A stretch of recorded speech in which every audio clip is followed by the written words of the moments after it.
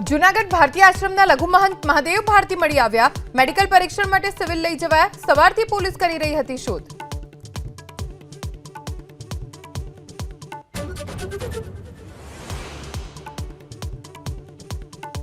બિહારમાં બીજા તબક્કાનો ચૂંટણી પ્રચાર। ભાજપ અધ્યક્ષ જેપી નડ્ડા અને રાજનાથ સિંહ યોજશે રેલી।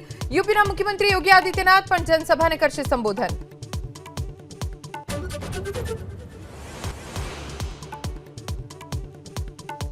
વલસાડના પીઠા ગામેથી ઝડપાયો નશાના નવા કારોબારનો જથ્થો।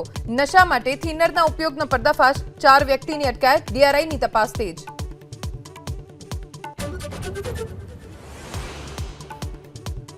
કૃષિ રાહત પેકેજની જાહેરાત 1 દિવસ માટે અટકી। રાહત પેકેજ અંગે નાણામંત્રી સાથે કૃષિ અને મહેસૂલ વિભાગની ચર્ચા બાકી। મહેસૂલ વિભાગનો દરખાસ્તને લઈ અભ્યાસ।